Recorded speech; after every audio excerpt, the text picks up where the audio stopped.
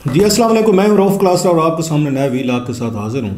आज मैंने करना तो वीलाग किसी और इशू पे था, लेकिन इमरान खान साहब की इमरजेंसी में जो प्रेस कॉन्फ्रेंस आई है और उन्होंने कुछ बड़े ऐलानात भी किए हैं कि उसको 17 दिसंबर को वो बताएंगे कि काबुल खैबर ये पख्तूनख्वा और पंजाब असम्बली को वो डिज़ाल्व करने का इरादा रखते हैं। डेट देंगे, नई डेट देंगे। और प्लस उन्होंने जो उसके बाद इस्टेब्लिशमेंट से रिलेटेड गुफ्तगू की है और इस्टेब्लिशमेंट को कहा कि आप जो है न्यूट्रल भी हो जाए। साथ में वो ये भी चाह रहे थे कि इस्टेब्लिशमेंट अपना रोल अदा करे। सो पैराल वो दोनों बातें कह रहे थे।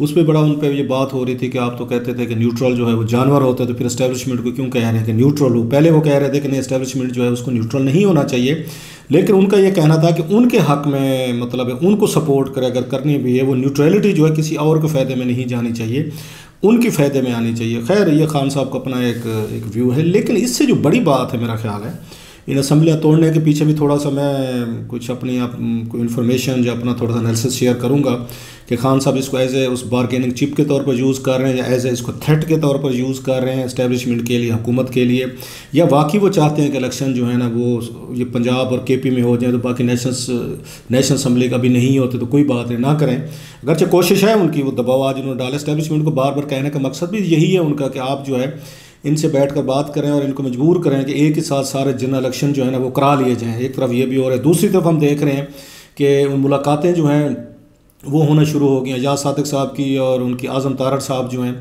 उनकी सदर ये आरिफ अलवी साहब से मुलाकात हुई है, आज ही हुई है मेरा ख्याल है। फिर हमने देखा इसहाक डार साहब की मुलाकातें आरिफ अलवी साहब से हो रही है। मैं पढ़ रहा था या सुन रहा था कहीं पे कि अलवी साहब 3 दिन शायद लाहौर जा रहे हैं इमरान खान साहब से, वो भी बातचीत करेंगे। इसलिए इमरान खान साहब ने पहले ये कहा जा रहा था कि शायद वो 17 दिसंबर को असम्बली तोड़ना चाह रहे हैं, असम्बलियाँ तोड़ना चाह रहे हैं। लेकिन अब जब से उनके शायद आरिफ अलवी साहब से रब्ता हुआ है, उनका तारड़ साहब से या फिर ये एजाज सादिक साहब से, इससे पहले डार साहब से जो उनकी मीटिंग थी, शायद वो खान साहब वेट कर गए अगले 3 दिन जो हैं वो उसको देख लेते हैं हम कि उसका अलवी साहब के पास क्या ऐसा फार्मूला है, कोई ऐसी कोई स्कीम है जो उनके एजाज सादिक या आज़म तारड़ या डार साहब से हुई है जिसको बैठ के हम कोई म्यूचुअली तौर पर कोई मैनेज कर सकें, कोई डेट जो है ना उस पर कंसेंसस कर सकें और हमें पंजाब असम्बली शायद अभी तोड़ने की ज़रूरत पेश ना आए। सो मेरा ये ख्याल है वो शायद वेट कर रहे हैं आरिफ अलवी साहब का, इसलिए उन्होंने 3 दिन जो है ना उन्होंने बई किए हैं।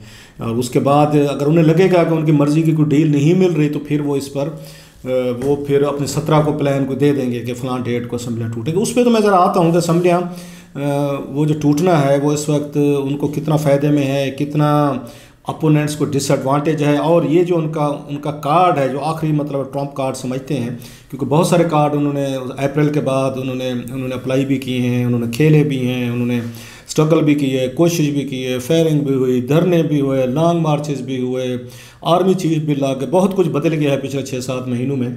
तो वो तो अपनी जगह पे, लेकिन ये उनका वाकई लास्ट उनको लगता है कि मेरा लास्ट कार्ड है, लिहाजा मैंने बड़ी समझदारी से करना है। इस पर मैं आता हूँ। ये बड़े इसके पीछे इंटरेस्टिंग स्टोरी है कि वो खान साहब ये क्यों ये चाह रहे हैं या करना चाह रहे हैं कि ये चीज़ अभी की जाए। और इसके लिए और इससे मेरा ख्याल नवाज शरीफ कैंप जो है या शहबाज शरीफ साहब, इनके लिए डेफिनेटली कुछ मुश्किलात हैं कि उनके लिए मेरा ख्याल है कि ये कुछ ना कुछ फ़ैसला करना पड़ेगा। उसकी वजह भी बताता हूँ। लेकिन साथ में जो खान साहब ने जो बड़ी उन्होंने किया, जिन्होंने अटैक किया है सीधा जनरल बाजवा साहब पे और अच्छा खासा तगड़ा अटैक किया है, अब तो खुलकर वो बात करना शुरू हो गए। उन्होंने 29 नवंबर तक, उससे पहले वो कहते थे 3 लोगों का, कहते थे कि 3 लोगों को अपना वो मुलज़िम समझते थे हुकूमत को गिराने में या NRO दिलवाने में या पाकिस्तान को उनके ख्याल में तबाही के दहाने तक लाने पे। चौथे का भी नाम नहीं लेते। तो 29 नवंबर तक खान साहब ने वेट किया है और उस वक्त वो न्यूट्रल, तो जानवर, तो मीर सादिक, मीर जाफ़र, वो इस तरह की वो टर्म्स इस्तेमाल करते थे। लेकिन उसके बाद उन्होंने मेरा ख्याल 2 या 3 दिसंबर को, अगर मैं गलत नहीं कह रहा, तो खान साहब ने फिर उन्होंने खुलकर उन्होंने बाजवा साहब का नाम और चीज़ें, उनका रोल सारा बताना शुरू कर दिया। आज वो 1 स्टेप फर्दर गए हैं और जनरल बाजवा साहब पे उन्होंने खासा सीरियस अटैक किया है कि इन चोरों को, डाकुओं को वापस लाने में जनरल बाजवा साहब का बड़ा रोल है। वही जो मुल्क जो है वो इन्हीं के हैंड ओवर कर गए हैं। So that's very interesting and intriguing as well. उसकी रीज़न है कि बाज़ दफ़ा, जैसे मैं पहले भी शायद कहता रहा हूँ, और जो करीबी दोस्त होते हैं आपके सम टाइम इस तरह के सिचुएशन में, दोस्तियाँ तो नहीं होती, मफादात होते हैं, दोस्ती पर्सनल लेवल पे कुछ और होती हैं। जब यहाँ पे मफादात आपको मुश्तरक होते हैं तो आप कैसे बिहेव करते हैं, एक्ट करते हैं और कैसे एक दूसरे को प्रोटेक्ट करते हैं, तारीफ़ें करते हैं। जब कोई एक पार्टी उनमें से मफाद पूरा ना कर सके तो फिर how do you go after him, और उसको बिल्कुल बुच्चर करके रख देते हैं। मेरी जनरल बाजवा साहब से पहले भी कह चुका हूँ, सहाफ़ियों से मिलते होते थे, मेरी तो एक ही मुलाकात है सहाफ़ियों के साथ जैसे होती रहती थी, जस्ट 1 इन हिज 6 years। फिर हम बयान ही रहे अल्लाह के फजल से। हमारे हमारी भी कोई प्रॉब्लम है, कोई इमरान खान साहब थे तो वो हमें बैन किए रखते थे। अभी शहबाज शरीफ साहब से उनकी पहली मुलाकात जो हुई थी तो वो उस मुलाकात के बाद फिर हम बैन हो गए। 4 सवाल मैंने पूछ लिए थे उन पे, जो NRO के सॉरी उनके FIA के मनी लॉन्ड्रिंग पे, उन पे और उनके बरखुरदार पे केसेस से पहला सवाल किया था। 7-8 महीने वो बैन हो गए। ऐसे ही बाजवा साहब का दौर जो था मैंने कहा वो बैन हो गया। खैर मुझे कभी कोई इंटरेस्ट भी नहीं रहती थी कि हम उसमें मिलिट्री क़यादत जो है इस तरह बुलाए और बिठा के सहाफ़ियों को वो ब्रीफ करे, क्वेश्चन आंसर सेशन हो। इट्स लाइक मेरा खैर कभी उसमें इंटरेस्ट भी नहीं रही है। लेकिन जो दोस्त जाते थे उनके अपना खैर, हम ये भी नहीं कह सकते। एक दफ़ा जैसे मैंने कहा हुआ है उस वक्त क्या होता था, जनरल बाजवा साहब जो हैं, पूछिएगा सारे सहाफ़ियों से, मैं किसी का नाम मैं नहीं लेता, सारे दोस्त तो जाते रहे हैं और उनको बुलाया जाता था, दे हैव टू गो। जैसे हमें भी था, एक दफ़ा था तो जाना पड़ा।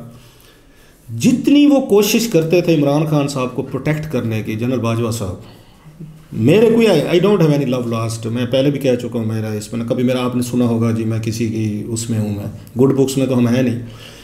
जितनी वो प्रोटेक्ट करते थे इमरान खान साहब को, उन्होंने अडॉप्ट किया हुआ था जनाब बाजवा साहब ने। सहाफ़ियों को थ्रेट करना, चैनल्स को थ्रेट करना, मीडिया हाउसेस को थ्रेट करना, पॉलिटिशियंस को करना, जहाँ से भी थोड़ी सी भी तकलीफ होती थी उन्हें लगता था कि इमरान खान साहब के इससे नुकसान होगा। जनरल बाजवा साहब एंड कंपनी, अब कंपनी से समझ जाए जनरल फैज़ साहब होते थे, वो उसके पीछे जाते थे और खान साहब को पूरा प्रोटेक्ट किया जाता था। पहले सहाफ़ियों को बुलाकर कहा गया वहाँ पे GHQ में कि 3 महीने के लिए आप लोगों ने वो नहीं करना, खान साहब को कुछ नहीं कहना। 3 महीने, 6 महीने था शायद, 6 महीने आपने कुछ नहीं कहना, 6 महीने दे दें। ये तो रिकॉर्ड पे चीज़ें हैं। और जनाब कुछ नहीं बोलना आपने, हम इतनी देर में बंदे शंदे यार दोस्त जहाँ पे लगाने लगो उन्हें हम कर लेंगे।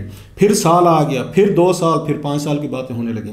सो शायद उसकी रीज़न एक ये भी थी कि जनरल बाजवा साहब इसलिए सब कुछ कर रहे थे, मैनेज कर रहे थे, मनूवर कर रहे थे। अब चीज़ें समझ में आती हैं कि उन्होंने एक्सटेंशन लेनी थी इमरान खान साहब से कि इमरान खान साहब को मैंने रखना है, स्ट्रॉन्ग रखना है और इनको मैंने अनपॉपुलर नहीं होने देना, इन पर कोई स्कैंडल नहीं आने देना, इनकी क्रेडिबिलिटी, इंटेग्रिटी ख़राब नहीं होने देनी, ताकि जब ये मुझे एक्सटेंशन दें तो उस पर सवाल और जवाब नहीं उठने चाहिए। सो उन्होंने सहाफ़ियों को बुला के एक दफ़ा तो कहा उन्होंने, ये मोहम्मद मालिक साहब ये कह भी चुके हैं मेरा ख्याल है मेरे साथ किसी व्लॉग में। तो इसके अलावा आपने और भी कुछ लोगों को सुना हो तो लिस्ट बनाई हुई थी 5000 लोगों की कि जनाब ये 5000 बंदे में मारने पड़े तो मार देंगे। ये इमरान खान साहब की मोहब्बत में हो रहा था उस वक्त कि अगर ज़रूरत पड़ी तो फिर सहाफ़ियों को भी कहा कि आप भी मारे जाएंगे उसमें से। ये बातें होती रही हैं, रिकॉर्ड आ चुकी हैं जो सहाफ़ी मौजूद होते।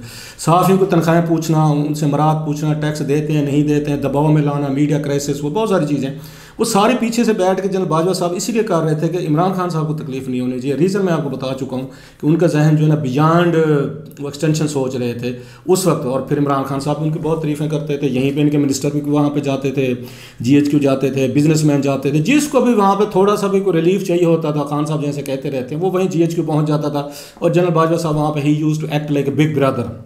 हालांकि उम्र में इमरान खान साहब उनसे बड़े हैं, जनरल बाजवा साहब से खास से मेरा ख्याल है कोई 7-8 साल, लेकिन अथॉरिटी वाइज या अपने क्लाउड और पावर वाइज जो है वो जनरल बाजवा साहब बड़े थे। ये बात मैं अकेले नहीं कह रहा। उन्होंने क्या कहा था, चौधरी परवेज़ अली साहब ने, उन्होंने मेहर अब्बासी साहबा या मेहर बुखारी साहब हमारी बहन जो है उनके शो में उनका नेपीज़ बदली जा रहे थे, रोज़ की बुनियाद पर खान साहब की नेपीज़ बदली जाती थी, ये तो कहते हैं। सो उन्होंने तकलीफ़ नहीं होने दी, सब कुछ नहीं होने दिया। सो जहाँ पर प्रॉब्लम शुरू हुए उसके बाद उनको लगा कि जनाब के खान साहब जो है हमारे लिए थ्रेट बनते जा रहे हैं। उनको जनरल बाजवा साहब ने कंपनी को लगा, जब इनकी लीनिंग जो है जनरल फैज़ की तरफ गई, वहीं से सारे मसले होना शुरू हुए। इमरान खान साहब को लगा कि भाई साहब मैंने आपको 3 साल एक्सटेंशन दी, आपके रवाबत उधर बढ़ना शुरू हो गए, खुफिया मुलाकातें शुरू हो गई मेरे मुखालफों के साथ। उनको लगना शुरू हुआ जी हम आपको यहाँ पर लेकर आए, हमने दुश्मनियाँ भुगती हैं, चीज़ें भुगती हैं, आप उल्टा हमारे ऊपर आ रहे हैं और हमारी मर्जी के अपॉइंटमेंट्स नहीं हो रहे। सो ये रीज़निंग थी जिसकी वजह से दोनों में हुई। मान लिया कि जनरल बाजवा साहब जो है मतलब रोल होगा उसके बगैर, डेफिनेटली खान साहब ठीक कहते हैं कि पाकिस्तान में इस तरह चीज़ें, उन्होंने इमरान खान साहब को ये जमातें इकट्ठी करके दी थी, ये मतलब उसमें MQM थी, बाप थी या जो भी पार्टीज थी बलूचिस्तान वगैरह से, उन्होंने मैनेज इनको भी करके दी थी, उन्होंने मैनेज उनको भी करके दी है शहबाज शरीफ साहब ने कंपनी को कि ये ले लें। सवाल ये सारी चीज़ें इमरान खान साहब को पता थी, न्यूट्रल भी कहते रहे, जानवर भी कहते रहे, वो उनको रजीम चेंज, साजिश, मीर सादक सब कुछ कहते रहे। फिर उनको ये नहीं कहना चाहिए था कि जनाब इनको एक्सटेंशन ले दें और अगला इलेक्शन जो है जनरल बाजवा साहब करवा दें। और जनरल बाजवा साहब को भी सुना है वो आखिरी लम्हे तक वो कोशिशें करते रहे हैं और बड़ी इधर उधर से उन्होंने भी पूरी खेल खेला कि इमरान खान साहब कह रहे हैं तो मैं ले लूँ, मैं 6 महीने मजीद एक्सटेंशन ले लूँ। वो डट गई हुकूमत, उन्होंने कि नहीं देते, अगर आपको ज़्यादा शौक है आएँ और टेक ओवर कर लें, चला लें मुल्क, बस वो वहाँ पे वो चीज़ें आपके सामने की मर्ज़ी का आर्मी चीफ भी नहीं लगा। अब सबसे बड़ा जो एडवांटेज है इस वक्त इमरान खान साहब जिसका फ़ायदा उठा रहे हैं, ये वही है कि मौजूदा जो इस्टेब्लिशमेंट है इनकी जनरल बाजवा साहब के साथ कोई लव लॉस्ट नहीं है। रीज़न ये है कि मौजूदा आर्मी चीफ को जनरल बाजवा साहब नहीं चाहते थे और आखिरी लम्हे तक कोशिशें करते रहे कि जनरल आसिम मुनीर जो हैं वो ना आर्मी चीफ बन सकें। Everybody no. सो खान साहब को ये पता है कि अगर मैं अटैक करता हूँ जनरल बाजवा पे उनके एक्ट्स ऑफ कमीशन पे और दीगर चीज़ों पे जो उनके पोलिटिकली तौर पर मनूवरिंग होती रही है, तो मेरे ऊपर यहाँ इस्टेब्लिशमेंट का दबाव नहीं आएगा उस तरीके का। ये वही वाली सिचुएशन जैसे जनरल कियानी के साथ थी। आपको याद होगा कि जब जनरल रहील आए थे तो जनरल कियानी पर उनके भाइयों पर स्कैंडल आने शुरू हुआ तो जनरल रहील की इस्टेब्लिशमेंट ने उनका दिफा नहीं किया था। इससे पीछे जो है जब जनरल मुशर्रफ साहब जो हैं वो आर्मी चीफ हटे और जनरल कियानी आए थे, उन्होंने भी जनरल मुशर्रफ की लेगेसी से खुद को दूर कर लिया। तो जो तनकीद होती थी, चीज़ें होती थी, उस पर भी कभी फ़ौज की तरफ से न डिफेंस दिया जाता था न डिफेंड किया जाता। सो इमरान खान साहब नोज दिस डेलिकेट पॉइंट कि इस वक्त अगर मैं चार्जशीट करूँगा इनको जनरल बाजवा को तनकीद करूँगा, उनकी चीज़ें सामने लाऊंगा कैसे कैसे चोरों डाकू उन्होंने किया है, तो इस्टेब्लिशमेंट जो है वो आके दिफा नहीं करेगी। और ये एक अलग बात है कि किसी स्टेज पे जैसे जनरल रहील को करना पड़ गया था जनरल मुशर्रफ की, उनको डिफेंड करना पड़ गया जब उन पर बहुत सारे केसेस बने, जब उनको ड्रैग किया गया। लेकिन उनकी एक और कहानी है कि जनरल मुशर्रफ की रहील की अपनी एक बड़ी एक अंडरस्टैंडिंग थी। वो अंडरस्टैंडिंग यहाँ पे इस वक्त मौजूदा इस्टेब्लिशमेंट में और आउट गोइंग चीफ के दरमियान, बाजवा साहब के दरमियान है। सो इमरान खान साहब से एक्सपेक्ट करें कि मज़ीद आने वाले दिनों में मज़ीद अटैक करेंगे और जनरल बाजवा साहब का ही wondering who is going to defend him. मुझे कोई नहीं लग रहा इस वक्त कि जनरल बाजवा साहब या खुद हैं कि उनका बेटा है या उनके ससुर हैं या कोई और लोग हैं जो उनको डिफेंड करें तो करें। अदरवाइज़ मुझे तो ISPR की तरफ से, दीगर इदारों की तरफ से इन इश्यूज़ पे मुझे नहीं लगता कि वो आएंगे और इनको जनरल बाजवा साहब को डिफेंड करेंगे। रीज़न वही है कि आखिरी दिनों में उन्होंने हुकूमत के साथ भी अपने आप को अनपॉपुलर कर लिया और उन्होंने मौजूदा चीफ जो है उनकी बड़ी स्ट्रांगली अपोज करके उनके साथ भी प्रॉब्लम किया। अब लास्टली आते हैं जो खान साहब ने वो किया है, उन्होंने जो पोलिटिकली तौर पर उन्होंने ये शार्ट खेला है असम्बली डिज़ाल्व करने वाला। अब अभी भी जैसे मैंने कहा कि खान साहब जो हैं उन्हें ये पता है कि हुकूमत अब थोड़े से दबाव में आ जाएगी। यहाँ पे शहबाज शरीफ साहब बात IMF के पास जाने की हो रही है। अब ये डेफिनेटली सोचने पर मजबूर हो जाएंगे अगर यहाँ इलेक्शन होने हैं और हमें जनरल इलेक्शन में अभी हमने जाना है जब इमरान खान साहब असम्बलियाँ तोड़ रहे हैं, या हमने फिर अक्टूबर में जाना है। क्या हमें अभी कंटेस्ट कर लेना चाहिए जब अभी वहाँ पंजाब में कुछ थोड़ी सी शायद हमारी सेविंग हो जाए। अगर पंजाब में ये हुकूमतें बना लेते हैं और फिर अक्टूबर में हमारे इलेक्शन होते हैं तो फिर तो शायद हमें कोई 2-4 सीटें भी नहीं मिलेंगी। सो उनको लिए बड़ा मुश्किल हो जाएगा कि अभी लड़ना है या अक्टूबर में लड़ना है, जो मैं पहले भी शायद बात कर चुका हूँ। अगर आपने अभी लड़ना है तो फिर IMF के पास आप नहीं जाएंगे, जो IMF आपसे शराइत मनवा रहा है, जिसकी बातचीत आजकल चल रही है। सो IMF के पास आप जाते हैं, मजीद शराइत मानेंगे, बिजली गैस आपको मजीद महंगी करनी पड़ेगी और आपको डॉलर का रेट ऊपर लेकर जाना पड़ेगा और बिग पॉलिटिकल कॉस्ट है इसकी। तो क्या नवाज शरीफ साहब एंड कंपनी राज़ी हो जाएंगे कि ठीक है हम अक्टूबर तक चलते हैं, IMF के पास जाते हैं और इमरान खान अगर जीत गया वहाँ पर अक्टूबर में तो हम आके IMF का रास्ता उसके लिए साफ़ होगा। सो इमरान खान साहब को नए सिरे से नेगोशिएट नहीं करना पड़ेगा IMF के साथ। सो ये भी उनके जहन में होगा, खान साहब को भी ये लगता है। सो खान साहब इसमें मेरा ख्याल है समझते हैं कि अभी मैंने दबाव डाल के इनसे करवाया तो ये IMF के साथ डील नहीं लेंगे और पाकिस्तान जो ऑलरेडी इकनॉमिकली इस प्रॉब्लम में है ये मज़ीद बढ़ेंगे, जो पोलिटिकली तौर पर इस हुकूमत को वो करेगा, इसको नुकसान देगा और उनको इलेक्शन में अच्छा खासा इनको पॉलिटिकली तौर पर खान साहब को बेनिफिट होगा और ये नवाज लीग एंड कंपनी को इनको नुकसान होगा। सो इसका IMF के साथ बड़ा गहरा इसका तल्लुक है कि अभी ये सोचना पड़ जाएगा डार साहब को, शहबाज शरीफ एंड कंपनी को कि IMF के पास अगर हम जाएँ या ना जाएँ, क्योंकि जाते हैं तो फिर आपका प्लान है उसका जिसका फ़ायदा इमरान खान साहब इलेक्शन जीत के वो उठाएंगे। अगर नहीं जाते तो भी पाकिस्तान का मुल्क जो है खुदा न खासा डिफ़ॉल्ट वाले चांसेस है, मज़ीद आपकी इकॉनमी ख़राब होगी और पाकिस्तानी जो है वोटर उसी वक्त जिन दिनों इलेक्शन हो रहे होंगे, पेट्रोल की कीमतें बढ़ रही हैं, गैस की, बिजली की, दीगर इशूज़ हो रहे हैं, महंगाई हो रही है, LCs नहीं खुल रही तो वोट भी आपका हाल्ट होगा।